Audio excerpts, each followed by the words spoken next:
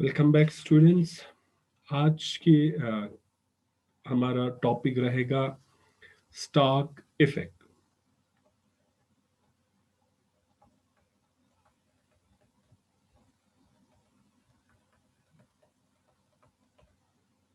ठीक है, तो हम रोटेशनल स्पेक्ट्रोस्कोपी की बात कर रहे थे। तो हम देखेंगे आज की रोटेशनल स्पेक्ट्रोस्कोपी में स्टॉक इफेक्ट क्या होता है। ठीक है, इसको हम डिटेल्स में देखेंगे और जो हमारे पास डिफरेंट टाइप्स के स्टॉक इफेक्ट्स हैं उनको भी हम डिटेल में डिस्कस करेंगे। ठीक, तो सबसे पहले हम देखेंगे कि ये जो स्टॉक इफेक्ट है क्या चीज़ है, उसका डेफिनेशन क्या होगा। तो हमने देखा कि मॉलिक्यूलर जो हमारा मॉलिक्यूलर स्पेक्ट्रोस्कोपी है या रोटेशनल स्पेक्ट्रम की जब हम बात करते हैं तो उसमें हमें जब आपका जो सैंपल है वो जब माइक्रोवेव रेडिएशन के साथ इंटरेक्ट करते हैं तो हमारे पास डिफरेंट एनर्जी लेवल फॉर्म होते हैं। ठीक, अब जब हम इसी सैंपल को जब हम in the presence of an electric field, एक इलेक्ट्रिक फील्ड की प्रेजेंस में जब हम यही उसी सैंपल की जब हम माइक्रोवेव स्पेक्ट्रा रिकॉर्ड करते हैं या रोटेशनल स्पेक्ट्रा रिकॉर्ड करते हैं तो क्या करते हैं, जो इलेक्ट्रिक फील्ड होते हैं वो उस रोटेशनल एनर्जी लेवल्स को स्प्लिट कर देते हैं, फर्दर डिवाइड कर देते हैं। तो जब हम स्टार्क इफेक्ट की डेफिनेशन को देखें तो कुछ ऐसा होते हैं, splitting of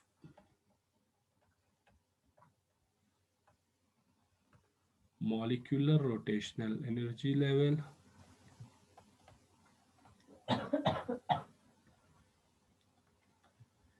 energy levels in the presence of an external electric field। ठीक है,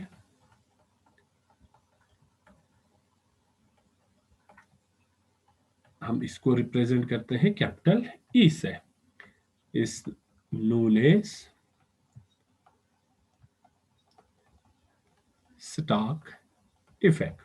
ठीक है, तो जो एक्सटर्नल फील्ड के प्रेजेंस में जब हम किसी सिंपल के या किसी मॉलिक्यूल की जब हम रोटेशनल स्पेक्ट्रम रिकॉर्ड करते हैं तो क्या कर देते हैं कि वो जो रोटेशनल एनर्जी लेवल्स है उसको फर्दर स्प्लिट कर देते हैं। ठीक है, तो इस प्रोसेस को हम कहते हैं स्टॉक इफेक्ट। तो ये स्टॉक इफेक्ट नाम आया कहाँ से? ठीक है, तो ये जो स्टॉक इफेक्ट नाम आया था वो आया था, एक फिजिक्स था,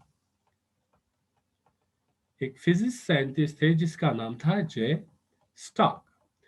तो इस साइंटिस्ट ने फॉर द फर्स्ट टाइम इस इफेक्ट को इन्वेंट किया था या रिकॉर्ड किया गया था एटॉमिक स्पेक्ट्रा में। तो इसकी नाम से, साइंटिस्ट के नाम जो कि जे स्टार्क था, इसके नाम से इस इफेक्ट को या इस फेनोमेनन को स्टार्क इफेक्ट कहा गया है। ठीक है, तो इस स्टार्क इफेक्ट में होता क्या है कि जब ये इलेक्ट्रिक फील्ड जब मॉलिक्यूलर जो स्पेक्ट्रम के साथ इंटरेक्ट करते हैं तो ये क्या कर देते हैं, रोटेशनल लाइंस को या तो शिफ्ट कर देते हैं या इसको स्प्लिट कर देते हैं। ठीक है, तो in this phenomenon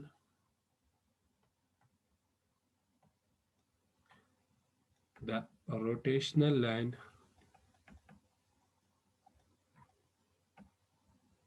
lines may be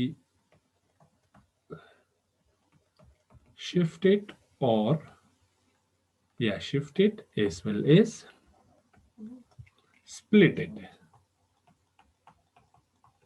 तो जो एक्चुअल रोटेशनल जो स्पेक्ट्रम में जो लाइंस आते थे, एनर्जी लेवल्स आते थे, तो इस फेनोमेनन की वजह से वो लाइन शिफ्ट भी हो जाते हैं और फर्दर स्प्लिट हो जाते हैं। ठीक है, तो आप इसको समझने के लिए चलो हम कंसीडर करते हैं कि एक हमारे पास डाई एटॉमिक मॉलिक्यूल है, वो in the presence of electric field में, जहां पे इसका एंगुलर मोमेंटम जो है वो इलेक्ट्रिक फील्ड के परपेंडिकुलर में होंगे। ठीक है, तो हम ऐसा कुछ इसको देखने की कोशिश करेंगे।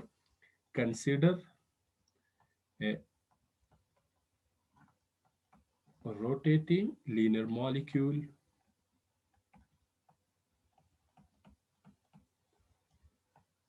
with angular momentum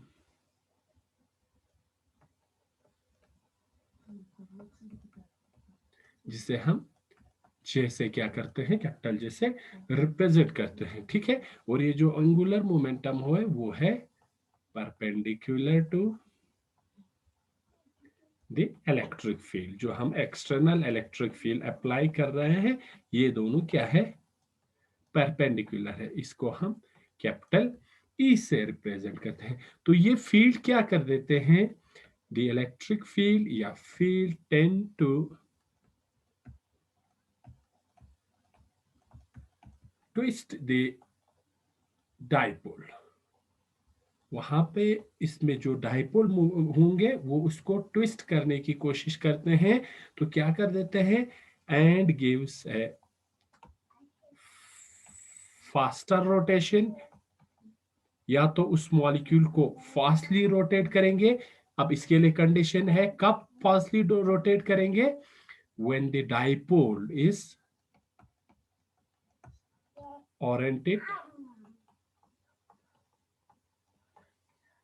in the direction of the external field, ठीक है।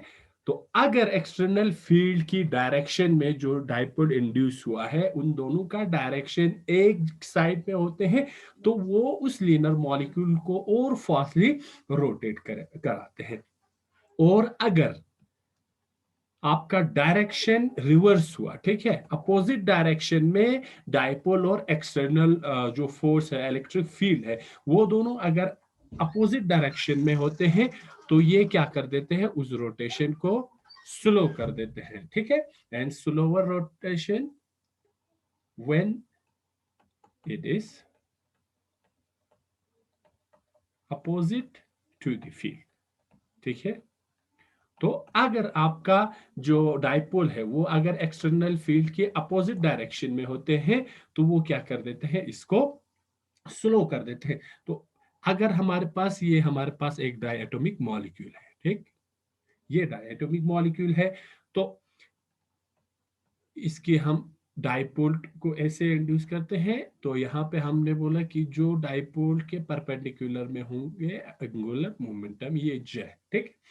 इसके परपेंडिकुलर में आपका क्या है, एक्सटर्नल मैग्नेटिक फील्ड है। तो ये मैग्नेटिक फील्ड को हम ऐसा कुछ रिप्रेजेंट करते हैं, ये क्या है, perpendicular to this j, means ये इस, अगर हम देखें तो ये इसके फ्रंट और बैक साइड में है। ये हमारा क्या है, इलेक्ट्रिक फील्ड है, इसको हम ई से रिप्रेजेंट करते हैं। और ये जो इलेक्ट्रिक फील्ड और जे है या एंगुलर मोमेंटम है ये दोनों क्या है, परपेंडिकुलर है, ठीक है। तो ये मॉलिक्यूल जो है ये ऐसे डाई एटॉमिक मॉलिक्यूल ऐसे रोटेट हो रहे हैं, ठीक है, जिसमें क्या है आपका J is perpendicular to this electric field.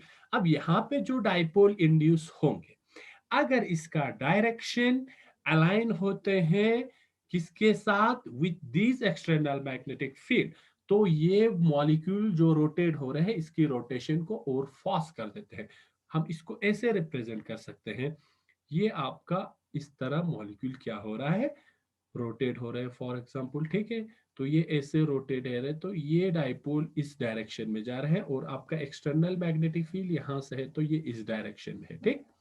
अब मीन्स क्या है, ये दोनों अलाइन हो रहे हैं, मीन्स ये दोनों एक ही डायरेक्शन में जा रहे हैं। तो ये क्या कर देंगे, ये क्या कर देंगे, ये रोटेशन को क्या कर देंगे, इस मॉलिक्यूल की रोटेशन को फास्टर कर देंगे, ठीक है। और अगर इसका रिवर्स होता है, ठीक, ये अगर आपका डायरेक्शन इसके रिवर्स पे जाते हैं, ठीक है, ऐसा कुछ आपका डायरेक्शन होता है और ये डाइपोल अगर रिवर्स डायरेक्शन में जाता है, ये आपका एक्सटर्नल मैग्नेटिक फील्ड है इस डायरेक्शन में, तो ये दोनों क्या हो रहा है, एक्सटर्नल मैग्नेटिक फील्ड की डायरेक्शन और डाइपोल की डायरेक्शन रिवर्स हो रहे हैं। तो ये दोनों अपोज करेंगे और ये रोटेशन को क्या करेंगे, स्लोअर कर देंगे, ठीक है, स्लोअर कर देंगे, ठीक। तो ये जो डिफरेंस है, ठीक, इन दोनों में ये जो छोटा डिफरेंस है किसके बीच में, एक आपका अलाइन कर रहे हैं, एक आपको फास्टर कर रहे हैं या अलाइनमेंट कर रहे हैं in the direction of the external field. तो इन डाइपोल की डिफरेंस की वजह से जो एनर्जी लेवल्स बनता है उसको फर्दर क्या कर देते हैं, स्प्लिट कर देते हैं, ठीक है, डिवाइड कर देते हैं। तो this minor difference between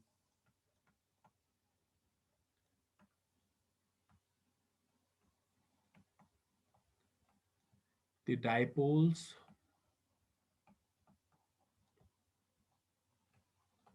pointing in two directions causes the splitting of energy levels।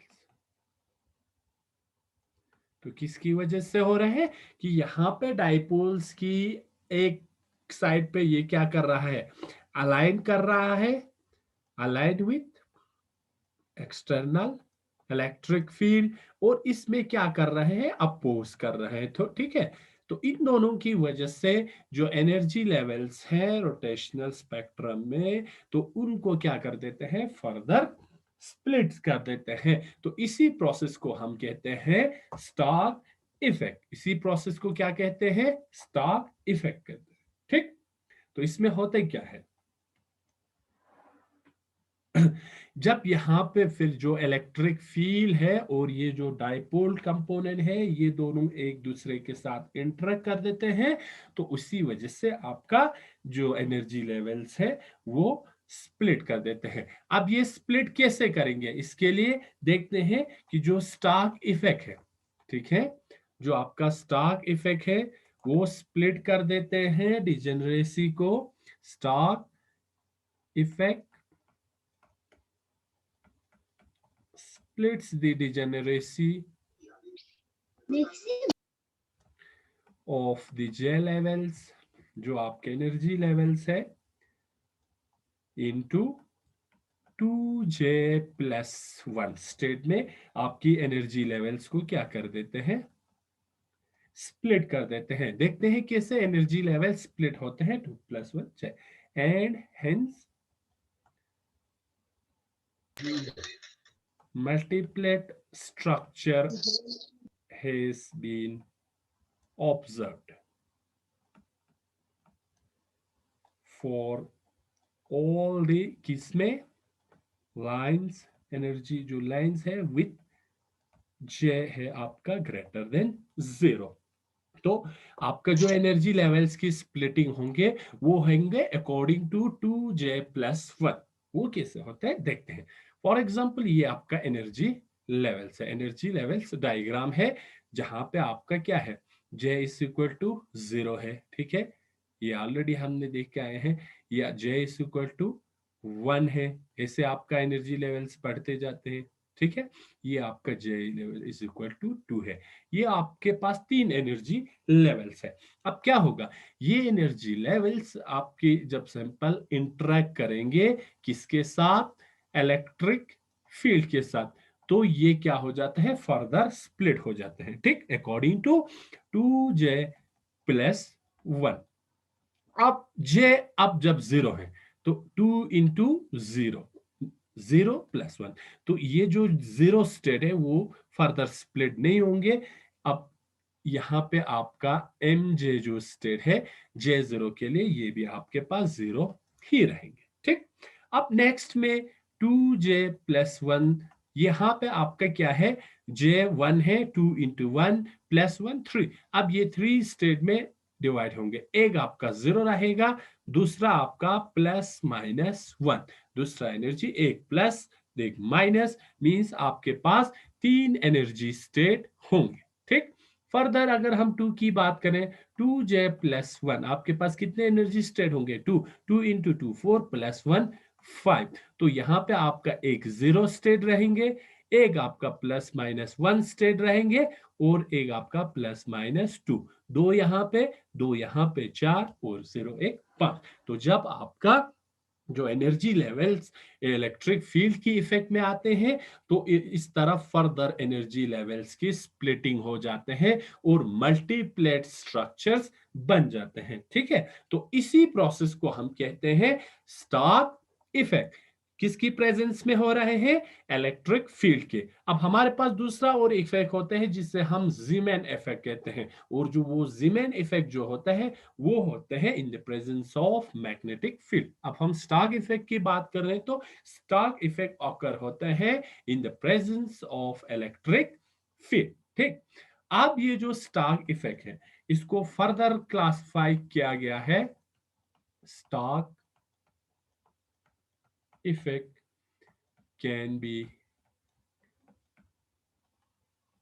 classified into two categories। इसको फर्दर दो कैटेगरीज में डिवाइड किया गया है on the basis of the direction of the electric field and the induced dipole.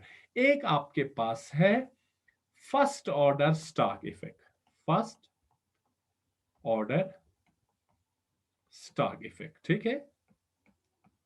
और दूसरा जो है वो आपके पास है सेकंड ऑर्डर स्टार्क इफेक्ट। अब हम देखते हैं डिटेल्स में ये जो फर्स्ट ऑर्डर स्टार्क इफेक्ट कब अराइज होते हैं और सेकंड ऑर्डर स्टार्क इफेक्ट कब अराइज होते हैं। ठीक, तो ये जो फर्स्ट ऑर्डर स्टार्क इफेक्ट के बारे में पहले हम देखेंगे कि ये फर्स्ट ऑर्डर स्टार्क इफेक्ट कब अराइज होते हैं। ठीक, तो जब हम फर्स्ट ऑर्डर स्टार्क इफेक्ट की बात करते हैं तो अगर हमारे पास जो डाइपोल है induced, if the dipole movement, आपकी जो डायटोमिक मॉलिक्यूल में डाइपोल मूवमेंट है जिसे हम म्यू से क्या करते हैं, रिप्रेजेंट करते हैं, अगर इसका कोई ऐसा कंपोनेंट होगा, है ए component along the angular momentum, along means अगर पैरेलल होगा, ठीक है, एंगुलर मूवमेंट जिसे हम किससे रिप्रेजेंट करते हैं, जे से। तो अगर आपकी डाइपोल मूवमेंट एंगुलर मोमेंटम की पैरेलल में होंगे तो यहां पे क्या होगा, ऐसे केस में first order Stark effect observe होते हैं। ठीक, first order Stark effect is observe कब होंगे, अगर आपकी डाइपोल मूवमेंट का कोई भी कंपोनेंट पैरेलल होंगे जे के। ठीक, उसको हम ऐसे रिप्रेजेंट करते हैं, कर सकते हैं कि अगर आपका डाइपोल मूवमेंट पैरेलल होंगे एंगुलर मोमेंटम के साथ तो इस केस में आपका first order Stark effect observe होंगे। ठीक, तो इसमें क्या कंडीशन होते हैं, तो फर्स्ट ऑर्डर स्टार्क इफेक्ट में आपकी जो रोटेशनल एनर्जी लेवल्स की स्प्लिटिंग होगा वो डायरेक्टली प्रोपोर्शनल होते हैं इलेक्ट्रिक फील्ड के। ठीक, in this effect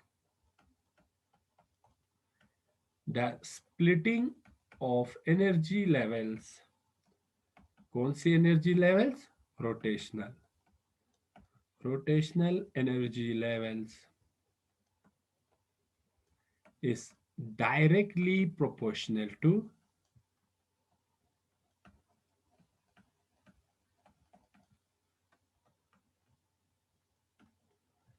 the electric field।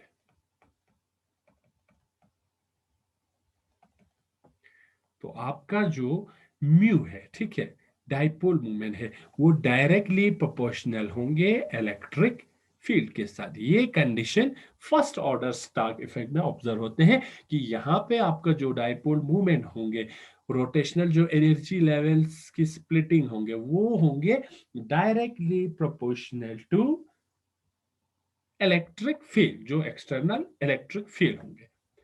और ये स्टार्क इफेक्ट किस टाइप के, कैसे सिमेट्रिक एलिमेंट्स में ऑब्जर्व होते हैं, तो जो first Stark order Stark effect है, स्टार्क इफेक्ट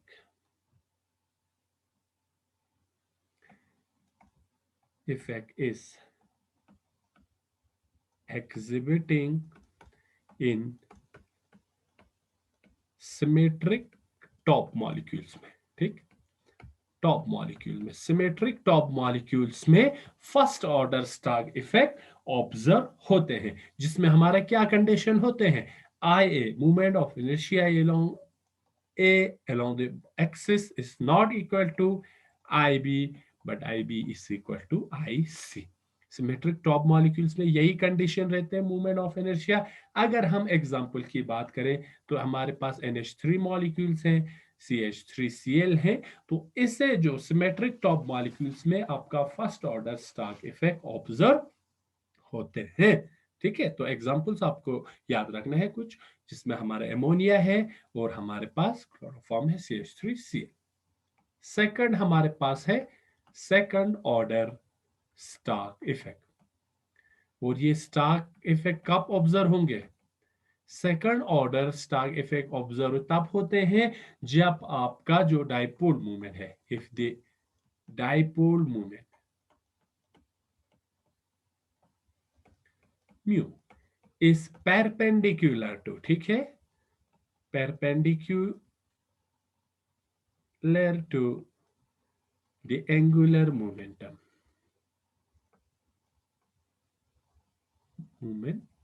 जिसे हम जे, अगर आपका म्यू जो है परपेंडिकुलर होंगे जे के साथ, तो आपका second order Stark, then second order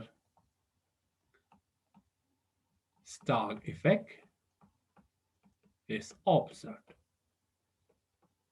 तो आपका सेकंड, ऐसे केस में आपका second order Stark effect observe होते हैं। तो सेकंड ऑर्डर स्टार्क इफेक्ट में आपका जो स्प्लिटिंग होंगे एनर्जी लेवल्स की, तो वहां पे इलेक्ट्रिक फील्ड जो है वो आपका डायरेक्टली प्रोपोर्शनल्स होते हैं, या आपका यहाँ पे जो डाइपोल मूवमेंट है या डाइपोल मूवमेंट है, म्यू जो है वो डायरेक्टली प्रोपोर्शनल होते हैं square of the electric field, E square के साथ।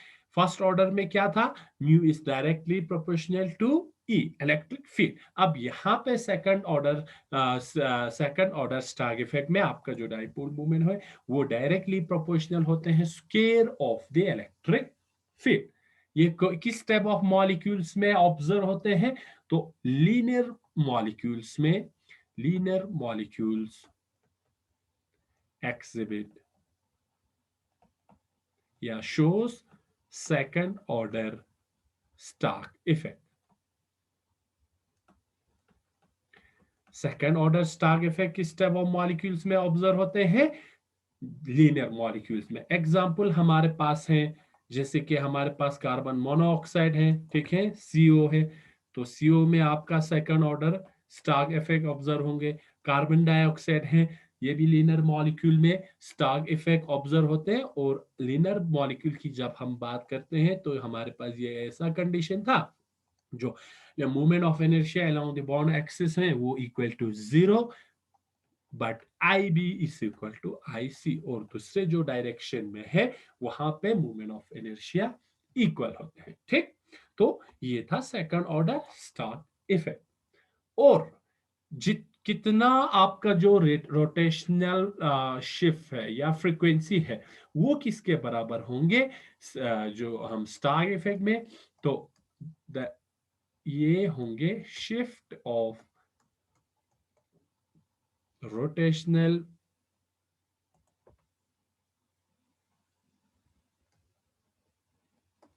फ्रीक्वेंसी।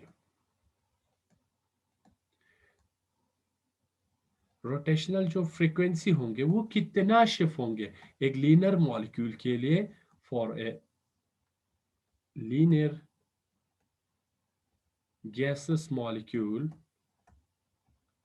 इज गिवन बाय, वो ऐसे एक कंडीशन से हम निकाल सकते हैं कि आपका जो डेल्टा वी है वो डायरेक्टली प्रोपोर्शनल होते हैं म्यू इनटू ई स्क्वायर की रोटेशनल फ्रीक्वेंसी शिफ्ट को हम कैसे निकाल सकते हैं कि ये जो रोटेशनल फ्रीक्वेंसी शिफ्ट है इसका मैग्नीट्यूड बराबर होते हैं directly proportional to mu E square. Mu means आपका ये डाइपोल मूवमेंट और जो एक्सटर्नल फील्ड है इनकी स्क्वायर के साथ डायरेक्टली प्रोपोर्शनल होते हैं। तो इस रिलेशन से हम डाइपोल मूवमेंट कैसे निकाल सकते हैं? ठीक है, तो ये एक्सटर्नल फील्ड जो है वो हमें नून है, कितना आपने एक्सटर्नल फील्ड अप्लाई किया है, ठीक है, और फ्रीक्वेंसी आपकी इंस्ट्रूमेंट देंगे, ठीक है, और यहां से आप अननोन डायपोल मोमेंट को आप कैलकुलेट कर सकते हैं स्टार्क इफेक्ट। ठीक, ये था स्टार्क इफेक्ट और different types of Stark effect, जिसमें हमारे पास फर्स्ट ऑर्डर और सेकंड ऑर्डर स्टार्क इफेक्ट थे। ठीक, नेक्स्ट हम देखेंगे एनर्जी एक्सप्रेशन की, कि एनर्जी लेवल के लिए क्या रिलेशन है, एनर्जी एक्सप्रेशन हम कैसे निकाल सकते हैं।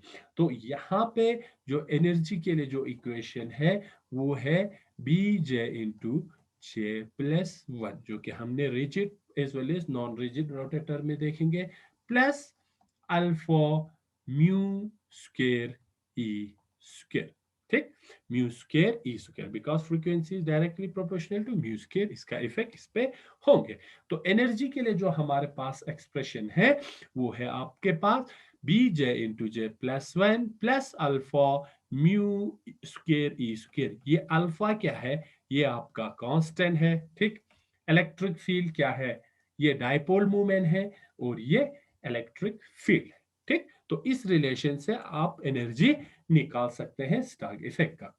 और ये जो अल्फा है ये किसके बराबर है, अल्फा जे आई एम जे, जो कि स्प्लिटिंग के बाद है, ये इक्वल होते हैं J into J plus one minus three M J स्क्र, स्प्लिटिंग वाला factor, divided by two B J into J plus one two J minus one to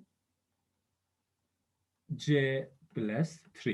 तो इस इक्वेशन से जो कांस्टेंट अल्फा है वो उसका आप वैल्यू निकाल सकते हैं। ठीक है, अल्फा जे आई एम जे किसके बराबर है, J into J plus one, J क्या है आपका angular momentum, minus three M J square, ये आपका स्प्लिटिंग फैक्टर है, divided by 2bj into j plus 1 into 2j minus 1 into 2j plus 3। j हमारे पास क्या है, एंगुलर मोमेंटम है। तो इस इक्वेशन से आप एनर्जी और अल्फा का वैल्यू निकाल सकते हैं। तो अगर हम इस इक्वेशन को जब हम ऑब्जर्व करते हैं, ठीक है, when we observe this equation, अगर इस इक्वेशन को आप ध्यान से देखेंगे तो अगर हमारे पास इस इक्वेशन में एम जे अगर आपका प्लस वन या माइनस वन के बराबर है, ठीक, तो एम जे क्या है, एम जे स्क्वेयर है, plus one square plus one minus one square plus one. ठीक, तो यहां पे एम जे का वैल्यू क्या होगा, ठीक है, एम जे विल गिव, क्योंकि स्क्वेयर करने पे ये भी प्लस बनेंगे, ये ऑलरेडी प्लस है, give M J will give same value, आपका जो वैल्यू होगा सेम अल्फा वैल्यू। तो जो अल्फा का वैल्यू होगा वो बिल्कुल सेम रहेंगे बोथ प्लस वन और माइनस वन के लिए, क्योंकि ये जो बाकी फैक्टर है वो सेम रहेंगे। फैक्टर जो चेंज होगा वो एम जे होंगे। अगर प्लस वन होंगे, प्लस वन का स्क्वेयर वन, माइनस वन का स्क्वेयर प्लस वन, तो यहाँ पे कोई चेंजिंग नहीं आ रहा है। तो एम जे का वैल्यू अल्फा के लिए अगर प्लस माइनस वन है तो सेम रहेंगे। जब अल्फा का वैल्यू प्लस माइनस वन के लिए सेम रहेंगे तो एंड देयरफॉर किस आपका जो एनर्जी लेवल्स भी क्या सेम सेम ही रहेंगे, and hence same value of energy level, आपका एनर्जी लेवल का जो वैल्यू रहेंगे वो भी क्या रहेंगे, सेम रहेंगे। ठीक, कब रहेंगे, जब अल्फा का वैल्यू प्लस वन या माइनस वन रहेंगे। ठीक, means if j is equal to 1 then mj is equal to plus minus 1 0। ठीक, और जो एनर्जी लेवल का स्प्लिटिंग किसके बराबर होंगे, टू जे प्लस वन। ठीक है, अब हम देखेंगे कि सिलेक्शन रूल क्या है। हमने सिलेक्शन रूल्स अभी तक देखते आए हैं कि कौन सा ट्रांजैक्शन अलाउड होंगे। तो इसमें अगर हम सिलेक्शन रूल की बात करें तो सिलेक्शन रूल बाकी की तरह यहाँ पे भी delta J is equal to plus minus one है, कि जो ट्रांजैक्शन होंगे सिर्फ एक एनर्जी लेवल से दूसरे एनर्जी लेवल में ही होंगे। ये ग्रॉस सिलेक्शन रूल नो। लेकिन जब हम स्पेसिफिक सिलेक्शन रूल की बात करते हैं, स्पेसिफिक सिलेक्शन रूल। यहां पे फिर आपका जो एम जे वैल्यू आएंगे, लेकिन M J is equal to क्या होंगे, ये आपका वेरी करेगा, वे विल वेरी, एम जे का वैल्यू वेरी करेंगे। कैसे वेरी करेंगे? ठीक, इसमें ये दो कंडीशन आपको अराइज होंगे कि अगर इफ इलेक्ट्रिक फील्ड जो आप अप्लाई कर रहे हैं इस parallel to dipole movement, then delta M J is equal to zero. ये वाला सिलेक्शन रूल फॉलो होंगे अगर आपका इलेक्ट्रिक फील्ड पैरेलल होंगे टू डाइपोल मूवमेंट, और if electric field is perpendicular to dipole moment, then the mj will be equal to plus minus one. तो ये selection rule आपको ध्यान में रखना है। ग्रॉस जो हमारा सिलेक्शन रूल है वो सिमिलर है दोनों में, delta J is equal to plus minus one, लेकिन जो हमारा स्प्लिटिंग फैक्टर है एम जे वो वेरी करेंगे। अगर आपका इलेक्ट्रिक फील्ड और डाइपोल मूवमेंट पैरेलल में होंगे तो एम जे का वैल्यू होंगे जीरो, और अगर इलेक्ट्रिक फील्ड परपेंडिकुलर होंगे डाइपोल मूवमेंट के तो आपका एम जे का वैल्यू क्या होगा, प्लस माइनस वन रहेंगे। ठीक, तो अब हम देखेंगे कितने लाइन होंगे, फिर स्टार्क इफेक्ट आपको कितना लाइन देगा। ठीक है, तो अब एग्जाम में ये आपसे पूछा जा सकता है नंबर ऑफ लाइंस, कितने लाइन होंगे। ठीक, तो वो हम देखेंगे। तो यहां पे फिर हमें एनर्जी लेवल्स बनाने होंगे। ठीक, एनर्जी लेवल्स जो हमने ऑलरेडी बनाया था कि J is equal to zero, ये जब आपका स्टार्क इफेक्ट नहीं होंगे, J is equal to one, J is equal to two, एक एक एनर्जी लेवल्स होंगे जब इस पे आपका स्टार्क इफेक्ट रहेंगे, मीन जब इस पे आपका इलेक्ट्रिक फील्ड का इफेक्ट रहेंगे तो जीरो, क्योंकि 2J प्लस वन, इसके अकॉर्डिंग आपका क्या होगा, स्प्लिटिंग होंगे। तो J जीरो है तो आपके पास वन एनर्जी लेवल आएंगे, ये रहेंगे 2J प्लस वन। अब वन है तो two into one, one plus one, three state आएंगे, एक आपके पास ऐसा जीरो स्टेट आएंगे। ठीक है, और इसके साथ साथ और एक एनर्जी स्टेट आएंगे प्लस माइनस वन, दोनों का एनर्जी क्या है, बराबर है 2J प्लस वन। अगर टू है तो two into two four is equal to five energy state, means आपका एक जीरो है, दो आपके पास प्लस माइनस वन है, दो आपके पास प्लस माइनस टू है। तो इसमें आप कैसे निकाल सकते हैं एनर्जी लेवल। ठीक, तो अगर आपका M J is equal to plus minus one रहेंगे, M J is equal to plus minus one, जो कि अगर आपका इलेक्ट्रिक फील्ड परपेंडिकुलर होंगे म्यू के। ठीक है, पहला सिलेक्शन रूल क्या था हमारे पास, delta J is equal to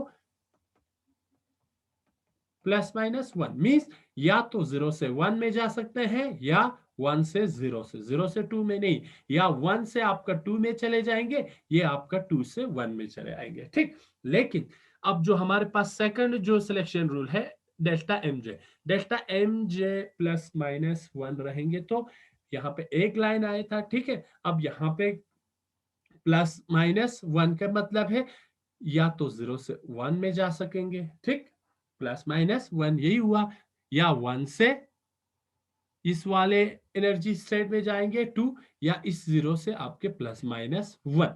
तो जो हमारा पहला जो एनर्जी लेवल से या जो हमारा स्पेक्ट्रम आना था उसमें हमारे पास इस तरह दो लाइन आ रहे थे। ठीक, अब इसकी वजह से स्प्लिटिंग की वजह से हमारे पास ऐसे तीन पीक्स आएंगे। ठीक, कितने आएंगे, स्पेक्ट्रम में तीन पीक्स आएंगे, यही स्टार्क इफेक्ट है। कब, जब आपका इलेक्ट्रिक फील्ड जो है वो परपेंडिकुलर था म्यू, मींस यहाँ पे delta M J is equal to plus minus one था। मींस अब अगर आपके पास इलेक्ट्रिक फील्ड जो है वो पैरेलल होंगे म्यू के, मींस डेल्टा इस केस में M J is equal to zero, means अब एक ही ट्रांसेक्शन होंगे, मींस वो होंगे आपके कहां से कहां। अब यहाँ पे दो ट्रांसेक्शन थे, यहाँ एक था, यहाँ पे भी जीरो, मींस यहाँ पे आपका जो ट्रांसेक्शन हो सकता है वो जीरो स्टेट में ही होंगे, मींस आपका यहाँ जीरो से जीरो वाले स्टेट में जाएंगे, कोई चेंज नहीं होगा, ठीक है।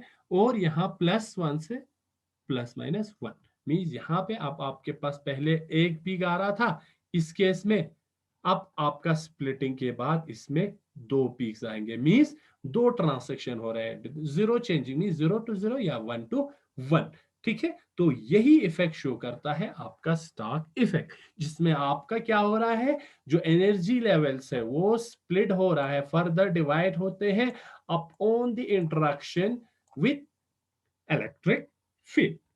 तो ये है स्टॉक इफेक्ट के बारे में, ठीक है। तो आज के लेक्चर में हम यही डिस्कस करेंगे, स्टॉक इफेक्ट।